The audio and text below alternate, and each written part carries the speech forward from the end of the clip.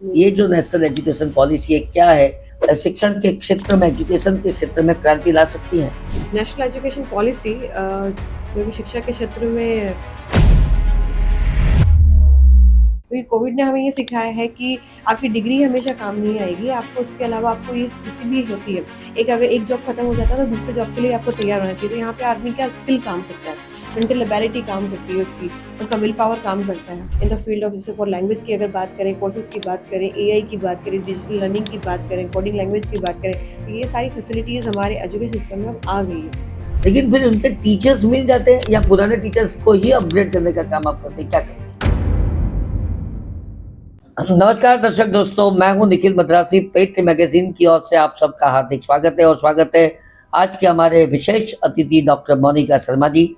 Monika Sharma ji principal है Nandubai English academy और CB Patel जो पूरा हमारा सूरत का एक जबरदस्त प्रतिष्ठान है, उनके साथ वो लंबे समय से जुड़ी हुई है। आज का जो विषय है दर्शक दोस्तों वो है नेशनल एजुकेशन पॉलिसी 2020। ये एक क्रांतिकारी विचार लेकर केंद्र सरकार ने ये पॉलिसी डिक्लेयर की है। इनका कई भाग का इम्प्लीमेंट हो चुका है, कई भाग को इम्प्लीमेंट होना बाकी है। लेकिन हमारा सबसे पहले क्वेश्चन मोनिका जी से यही रहेगा कि मोनिका जी, ये जो नेशनल एजुकेशन पॉलिसी है क्या है, क्या लगता है आपको ये शिक्षण के क्षेत्र में, एजुकेशन के क्षेत्र में क्रांति ला सकती है? हाँ बिल्कुल। नेशनल एजुकेशन पॉलिसी जो कि शिक्षा के क्षेत्र में एक कह सकते हैं रेवोल्यूशन लाने के लिए ही इम्प्लीमेंट करा गया था, because due to the COVID उसका इम्प्लीमेंटेशन प्रॉपर्ली हो नहीं पाया। लेकिन फिर भी उसके बहुत सारे मुद्दे काफ़ी अच्छे से स्किल बेस्ड लर्निंग के ऊपर विशेष ध्यान गया है। रोट लर्निंग के जो पुराने हमारे टॉपिक थे उसको रिमूव करा गया है। तो काफ़ी चीज़ें नई लेकर आए हैं और आप देख रहे हैं कि सिलेबस में काफ़ी सारे चेंजेस आ रहे हैं। एजुकेशन सिस्टम और एग्जामिनेशन पैटर्न में भी चेंजेस आ रहे हैं, तो इससे काफ़ी इंप्रूवमेंट आ रहा है बच्चे को। जैसे अभी रीजनल लैंग्वेज को भी लॉन्च करा गया। रीजनल लैंग्वेज लॉन्च करने से क्या होता है, राष्ट्र क्षेत्रीय भाषा, उससे बच्चे के साथ में कनेक्टिविटी बढ़ती है टीचर की। And if you are just working anywhere, आपको एक क्षेत्रीय भाषा का आना बहुत ज़रूरी है। तो आईपीएस ऑफिसर भी बन के आप अपॉइंट होते हैं कहीं पर, अगर आपको क्षेत्रीय भाषा नहीं आती तो यू फाइंड द प्रॉब्लम। ठीक है, तो आपको लोगों से कनेक्ट नहीं हो पाते हो आप लोग। तो ये जो परिवर्तन ला रहे हैं काफ़ी सारे, और इससे ये भी कोडिंग लैंग्वेज लाना, उसमें काफ़ी सारे फाइनेंशियल लिटरेसी के बारे में बच्चों को नॉलेज देना, ये काफ़ी सारे चेंजेस जो लाए जा रहे हैं, इससे बच्चे को काफ़ी बेसिक नॉलेज मिलता है। तो डॉक्टर मोनिका शर्मा जी ने बहुत सारे चेंजेस बताए, लेकिन हम हर चेंजेस के बारे में उनके साथ इसके बारे में चर्चा करेंगे। जो नेशनल एजुकेशन पॉलिसी का एक और जो सबसे कैलकुलेशन है, that is the shift from the traditional 10+2 structure to the 5+3+3+4 model. हम लोग सब जानते हैं कि पहले हम जब पढ़ते थे तभी स्टैंडर्ड 10th, बाद में 11th एंड 12th 2 साल, बाद में आगे बढ़ना। जी जी। लेकिन उसमें 2 बोर्ड एग्जाम्स आती थी। हम जब जमाने में पढ़ते थे तब तो 11+4 था, वो बदलाव आके 10+2+3 हुआ। अब इसके आगे बढ़कर सरकार ने 5+3+3+4 यानी 5 और 3 8, 8 और 3 11 और 4, जो पुरानी 11+4 वाली बात थी वो बात आ गई है। हाँ। तो बेनिफिट कैसे होगा इससे? ये तो अंक की बात है, लेकिन इससे बेनिफिट क्या हो सकता है बच्चों को? इससे बच्चे को 2 बोर्ड नहीं देने पड़ेंगे। बेनिफिट तो ये थे कि बच्चा एक बोर्ड देखिए क्लियर एग्जाम कर ले तो उसका काफ़ी सारा समय बचता है। दूसरा, एजुकेशन कोई भी एग्जाम को कंडक्ट कराना होता है तो सीबीएसई को इन्वॉल्वमेंट भी ज़्यादा रहता है, तो थोड़ा इतनी एनर्जी और money is also going to be save. और एक बच्चे को से प्रिपरेशन के लिए हमें 2-2 साल मिलते हैं, 9, 10th, 11, 12th का 2 साल मिलते हैं। इसमें क्या था, 3 साल बच्चे को मिल रहे थे for preparing their self for the board examination, the 9, 10th and 11th। तो इस तरह से देन आई डायरेक्टली ही just go for the college and everything. तो इस तरह से देखा जाए तो 3 साल का टेन्योर उसको मिलता है कि कॉन्टिन्यूसली वो एक ही सब्जेक्ट पे काम कर रहा है। तो डिप्लोमा क्लासेस होती है ना, तो 3 साल तक एक ही सब्जेक्ट को पढ़ाया जाता है, तो उस पैटर्न को यहाँ पे ऑप्ट करा जा रहा था ऐसा। तो मोनिका जी, आपने बहुत खूब बताया कि ये पार्ट करने से कितना फायदा होता है। जी जी जी। लेकिन उन्होंने जो आपने एक बात बताई वो बड़ी दिलचस्प बात है, वो रीजनल लैंग्वेज की आपने बात बताई, क्षेत्रीय भाषा। क्षेत्रीय भाषा। लेकिन फिर पूरे देश में अगर अलग अलग क्षेत्रीय भाषा है और अगर उनका उपयोग शुरू होगा तो क्या कैओस नहीं होगा? फायदा क्या है? मतलब पहले क्या था, क्षेत्रीय भाषा का उपयोग नहीं था। अगर हम गुजराती मीडियम की बात करें तो गुजराती मीडियम में ही हम पढ़ते हैं, हिंदी मीडियम में तो हिंदी में पढ़ते हैं, अंग्रेजी मीडियम में तो इंग्लिश मीडियम में पढ़ते हैं। तो अभी जो चेंज आया है क्षेत्रीय भाषा का, उसका मतलब कि हर एक राज्य की अपनी भाषा होगी, उनमें ये लैंग्वेज, ये एजुकेशन दिया जाएगा, या फिर आप जो बोलते हैं कि आगे बढ़कर अगर वो ऑफिसर बनते हैं तो वही भाषा का उपयोग करना होता है? ये बड़ा कंफ्यूजन है। जो राष्ट्र क्षेत्रीय भाषा की अगर बात कर रहे हैं तो वो एजुकेशन कंपलसरी करा गया है सिर्फ ग्रेड 1 to 5 के लिए। जी। इसमें बच्चे को जो सामान्य जो छोटा बच्चा होता है तो उसको एक बेसिक नॉलेज होना चाहिए, ताकि कहीं पे भी जाए, क्षेत्र में जहाँ पे भी रहता है तो उसकी क्षेत्रीय भाषा उसको आनी चाहिए। इससे उसका कम्युनिकेशन लगाव उससे बढ़ता है भाषा से, तो ही हैज़ द मतलब पैट्रियटिज्म की फीलिंग भी उसको बढ़ती है, जिस क्षेत्र से होता है उसका लगाव होना बहुत ज़रूरी है।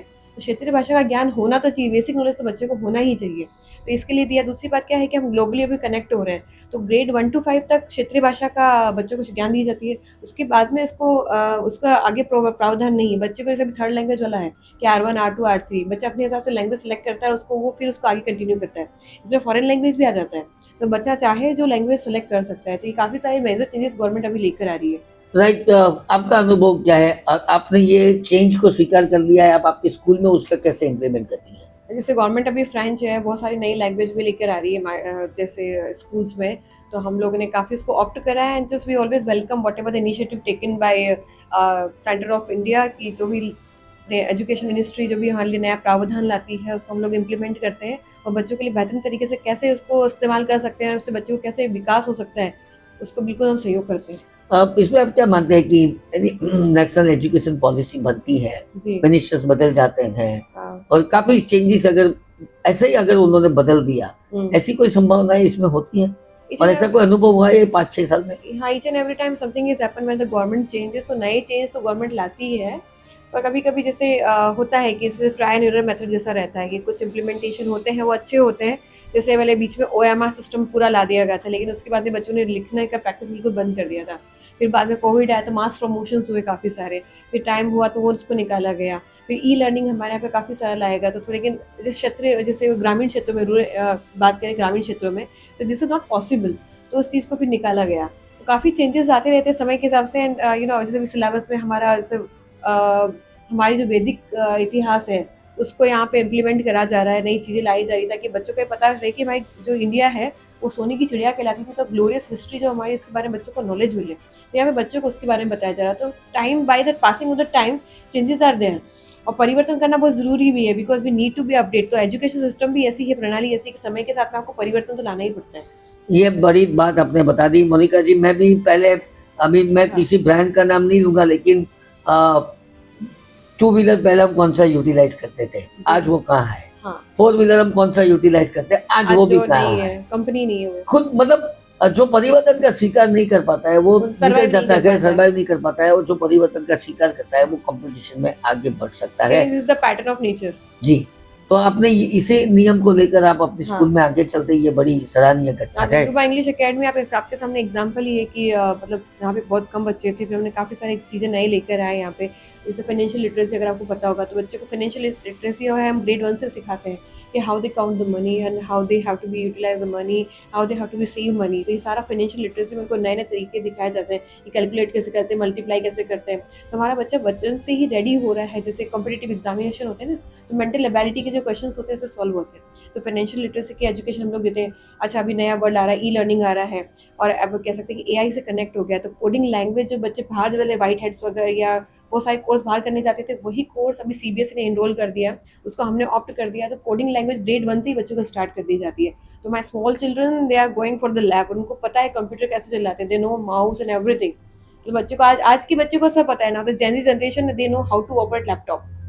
राइट। हम तो बात करें डॉक्टर मोनिका शर्मा जी की, शर्मा जी के साथ, और वो है प्रिंसिपल नंदुमा इंग्लिश एकेडमी सूरत का जाना माना CB पटेल ग्रुप के साथ वो जुड़ी हुई है। जी। आपने 2-3 बात जो आपके जवाब में दी, मेरे से 1-2 प्रश्न उठते हैं। जी सर। एक तो आपने कोई फ्रेंच का बात की, Foreign आपने language। बता कि ये नए नए जो चीजें है, लेकिन फिर उनके टीचर्स मिल जाते हैं या पुराने टीचर्स को ही अपग्रेड करने का काम आप करते हैं, क्या करते हैं? जैसे R1 R2 R3 से 3 लैंग्वेज अभी नया पैटर्न चालू करा है गवर्नमेंट ने, जी। तो उसमें हाँ इम्प्लीमेंटेशन तो होता है। और जैसे फॉर एग्जांपल अगर फ्रेंच लैंग्वेज भी लेते हैं तो टीचर्स फाइंड आउट करने में प्रॉब्लम तो रहती है। So we just search the teacher, और जैसे कभी कभी टीचर्स का नहीं पॉसिबल हो पाता, तो जो हमारे पास ग्रूम टीचर होते हैं हम उनको नई अपॉर्चुनिटी देते हैं। इट्स कह सकते हैं कि एजुकेशन में जब कुछ नया एक्सपेरिमेंट कहीं पे भी हो रहा है, तो this is opportunity for everyone, for the student also and for the teachers also and for me also, कि उसका इम्प्लीमेंटेशन कैसे करना है। तो मैनेजमेंट से लगा के टीचर हो चाहे स्टूडेंट हो, सबके लिए सब कुछ नया होता है, तो नया इम्प्लीमेंटेशन करना पड़ता है। जो स्टाफ होता है सर्वाइविंग, उसको भी ट्रेंड करा जाता है, तो they also learn new thing. तो अपडेट होना पड़ता है उनको भी। अब नेशनल एजुकेशन पॉलिसी की बात को अगर हम आगे बढ़ाते हैं तो जी। The policy emphasises competency based learning over rote memorization. How can schools practically implement this change in classrooms? By using this pattern of the NAP 2020, they're based probably based on the skill based learning. So whatever the traditional pattern we have, rote learning, मतलब बच्चा पढ़ रहा है उसको भी पता कर रहा है, तो उसको रटा तोता नहीं बना के उसको मतलब एक भविष्य के संभावनाओं के लिए तैयार करा जाता है। क्योंकि कोविड ने हमें ये सिखाया है कि आपकी डिग्री हमेशा काम नहीं आएगी, आपको उसके अलावा आपको ये जितनी भी होती है, अगर एक जॉब खत्म हो जाता है तो दूसरे जॉब के लिए आपको तैयार होना चाहिए। तो यहाँ पे आदमी क्या स्किल काम करता है, मेंटल एबिलिटी काम करती है उसका विल पावर काम करता है। तो कनेक्टिविटी, ठीक है, बाय द इम्प्रूविंग लैंग्वेज, ताकि उसको बहुत ज़्यादा नॉलेज हो लैंग्वेज का, तो कहीं पे भी हो बच्चा, चाहे इंडिया में हो चाहे बाहर हो, तो सर्वाइव कर सके।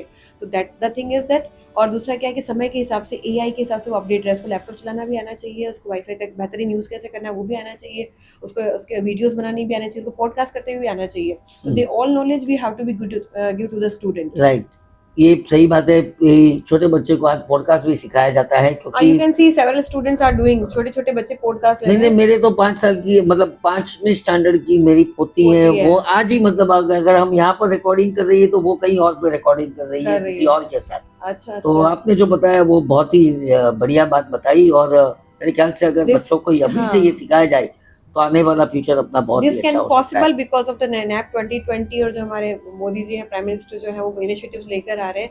एंड वो क्या, पूरी दुनिया में जब देखते हैं कि इतना आगे सब जा रहा है, तो सारी नई टेक्नोलॉजी, न्यू एजुकेशन सिस्टम, सब कुछ नया पैटर्न लेकर आ रहे हैं। दूसरा, हमारी हिस्ट्री को भी पकड़ के साथ में चल रहे हैं कि हमारे हमारे जो ऋषि मुनि थे, जो हमारे फोर फादर्स थे, उन्होंने कितना ग्लोरियसली इसको आगे बढ़ाया। It's a good combination of this. Right. Monika ji, कार्यक्रम में आगे बढ़ते हैं। दर्शक दोस्तों, मोनिका शर्मा जी से बहुत ही सारी बातें नेशनल एजुकेशन पॉलिसी या एनईपी 2020 के बारे में हम बात कर रहे हैं। एनईपी 2020 में एक और बात की गई है, वो है जी। Vocational steps, vocational education from class 6। I think it is an innovative step. Now how important is skill based learning for preparing student for future careers? Vocational education की बात करें और स्किल बेस्ड लर्निंग की बात करें, तो कह सकते हैं कि दोनों एक दूसरे के साथ चले तो इट्स बेस्ट कॉम्बिनेशन। तो बच्चे को कहीं पे भी एजुकेशन प्राप्त करने में प्रॉब्लम नहीं आएगा। जैसे आज देखते हैं कि फॉर एग्जांपल कोई भी प्रॉब्लम आ गया, तो बच्चा घर पे बैठ के भी सारी सुविधाओं के साथ पढ़ाई कर रहा है, तो उसका जो एजुकेशन की कंसिस्टेंसी होती है ना, वो बनी रहती है। मतलब बच्चा कहीं पर भी रहे, जिस टाइप की एजुकेशन उसको चाहिए, तो उसको ऐसा उसको ट्यूटोरियल मिलते हैं, उसको जैसे टीचर की अवेलेबिलिटी हो जाती है। जैसे हमारे टाइम पे ऐसा होता था ना कि physically they have to be present in the class, ठीक है। पर अगर सिचुएशंस ऐसी आ गई, फॉर एग्जांपल बारिश ज़्यादा आ गई, या मौसम में साथ नहीं दिया, या कोई बीमारी आ गई, ठीक है, कोई डिजीज़ आ गया, या कुछ भी पेंडेमिक आ गया, कुछ भी एनीथिंग इज देयर, तो मैंने vocational learning and with the combination of the skill based learning, तो बच्चे को हर तरह की education facility, whatever the knowledge they want, at least they can get. गांव में रहने वाले बच्चे को भी वही एजुकेशन मिलेगा जो शहर में रहने वाले बच्चे को मिलता है। तो that is the advantage of this. Right. एक और बात है टेक्नोलॉजी और डिजिटल लर्निंग, ये दोनों का समावेश भी एनईपी में किया गया है। वोकेशनल टेक्नोलॉजी एंड हाँ। डिजिटल लर्निंग, टेक्नोलॉजी और डिजिटल लर्निंग। हाँ। अगर आप ई लर्निंग की बात करते हैं तो it's all about digital learning. मतलब आपको लैपटॉप यूज करना है, आपको वाईफाई यूज करनी है, आपको नेट यूज करना है, आपको वीडियोस बनाने हैं, आपको यूट्यूब पे जाके सर्च करना है, तो दिस इज ऑल टेक्नोलॉजी। या हाँ। बट इंडिया कैपेबल है, मतलब बच्चे हाँ, इतने nowadays in the village area also students are doing using this thing, and from the time of COVID it's become mandatory, क्योंकि उस टाइम पे पढ़ाई इसी से हुई थी। जी। कार्यक्रम में आगे बढ़ते हैं। बहुत सारे प्रश्न आपके उत्तर में से आने लगे हैं, तो मैं एक के बाद एक प्रश्न आपको पूछता जाऊंगा। एक और प्रश्न होता है, NEP 2020 aims to increase the gross enrolment ratio in higher education to 50% by 2035. 30. What challenges and opportunity do you see in achieving this goal? Exactly. Now the कैसा डिफिकल्ट है ये? No, बिल्कुल 2035 कोई में हम डिफिकल्ट नहीं है। You can see the now there is awareness. पहले क्या था, there previously gender wise bifurcation था, अभी कंपलसरी हो गया, चाहे लड़का हो चाहे लड़की। हर माता या हर पेरेंट्स यही चाहते हैं, in fact I said their awareness in the parents की लड़का हो चाहे लड़की, so they have to be study, they have to be something. पहले गर्ल्स का जो रेशो था कि इनको सिर्फ शादी कराना है, फॉर द मैरिज ओरिएंटेड था, अब पूरा चेंज हो गया है। नाउ देयर इज, अगर आपके पास में गर्ल चाइल्ड है तो भी पेरेंट्स चाहता है कि मैं इसको कुछ पढ़ा के कुछ बनाऊं, तो एक अवेयरनेस आ गई है, तो वो रेशो बढ़ ही गया है और आगे जाके और बढ़ रहा है, क्योंकि सीबीएसई जो है हमारा सिर्फ इंडिया तक सेंट्रलाइज नहीं है। आप गल्फ में चले जाइए, अभी हमारा सहोदया का जो हुआ था सेमिनार, वो गल्फ अरब में दुबई में हुआ था, तो वहाँ पे they invite us, because CBSE का जो करिकुलम है वर्ल्ड वाइड रिकॉग्नाइज है, और हमारा बच्चा अगर सीबीएसई से पढ़ के जाता है तो वो they have value for this, they respect for this. Right. एक और प्रश्न भी मेरे सामने आया है, वो the academic bank of credits and multiply entry exit options bring flexibility to higher education. Yes. How will this reshape the traditional college system in India?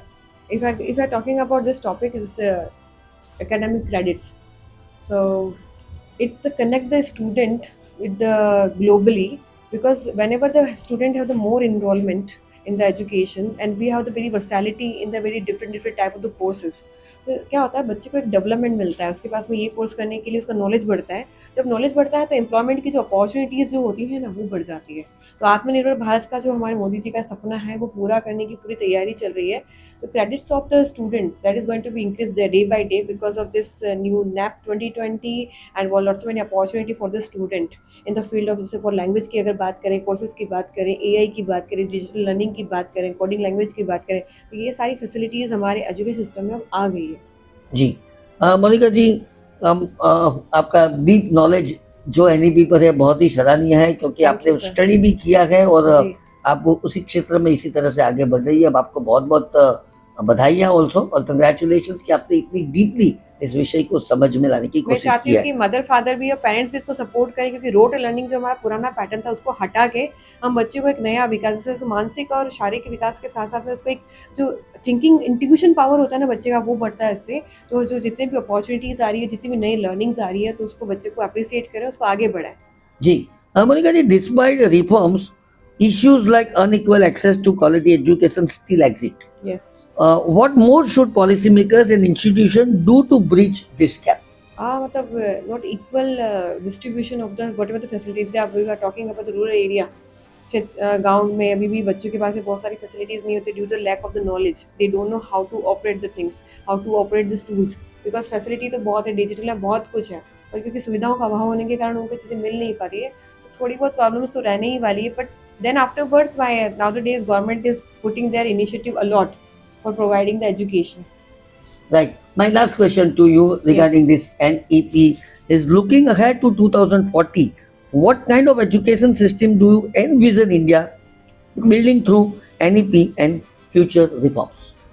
NEP and विकसित भारत अगर आपने देखा हो तभी हमारे यहाँ पे हुआ था, तो vibrant Gujarat we are talking about, so in this also NEP 2020 and जब हम छोटे बच्चों को कनेक्ट करते हैं जैसे रिलेटेड विद द स्कूल, विकसित भारत मैंने तो जैसे बच्चा बढ़ के पढ़ाई करके आगे निकलता है, तो हमें बच्चों को ऐसी एम्प्लॉयमेंट ओरिएंटेड एजुकेशन देना है, ताकि जब बच्चा जब आगे जाए तो उसको चाहे वो यहाँ पे इंडिया में काम करे या आउट ऑफ इंडिया काम करे, they need not to find any type of the problem, mentally and physically बच्चे को रेडी करना है। तो skill based learning, preparing the student for the physically, मतलब उसको बोलना भी आना चाहिए माइक पे, और उसको जो कैसे उसको बोलना है वो नॉलेज भी उसके पास में आना चाहिए। तो academics along with this combination कि स्टेज पे जाके स्टेज फेयर भी ना हो उसको, तो उसके पास में कंटेंट होगा और बोलने की पब्लिक स्पीकिंग पावर होगा, तो ये कॉम्बिनेशन होगा तभी वो एक सक्सेसफुल, चाहे वो लीडर बने या कोई एंटरप्रेन्योर बने, तो ये आगे चीज़ उसको बढ़ाती है। तो यहाँ पे skill based learning along with the academics knowledge with the जो रोड लर्निंग का जो हमारा पूरा ट्रेडिशनल पैटर्न उसको थोड़ा रिमूव करते हैं, हम लोग आगे बढ़ते हैं विद न्यू लॉट्स में न्यू एग्जामिनेशन सिस्टम, जैसे आपने नीट और JEE देखा होगा, बहुत सारे एग्जामिनेशन बच्चों के आते हैं, नए नए पैटर्न हम लोग लेकर आते हैं बच्चों के लिए। तो ये सारी चीज़ें बच्चों को आगे बढ़ाने के लिए, उनके विकास के लिए और भविष्य की संभावना के लिए उनको तैयार करती है। तो दर्शक दोस्तों, ये थे डॉक्टर मोनिका शर्मा जी अपने विचारों के साथ, थैंक यू सर। और आपने बहुत ही अच्छा इस पर आपका नॉलेज प्रसारित किया। Thank you. मेरे ख्याल से बच्चों के लिए, वालियों के लिए ये एपिसोड बहुत ही उपयोगी उपयोगी साबित रहेगा। हो सकता है। नंदुबा इंग्लिश एकेडमी के आचार्य होने के नाते फिर से एक बार आपका शुक्रिया लेकर, दर्शक दोस्तों, आप मेरे को आज्ञा दीजिए। Next you, sir. एपिसोड में नए विचारों के साथ फिर से मिलेंगे, तब तक के लिए नमस्कार।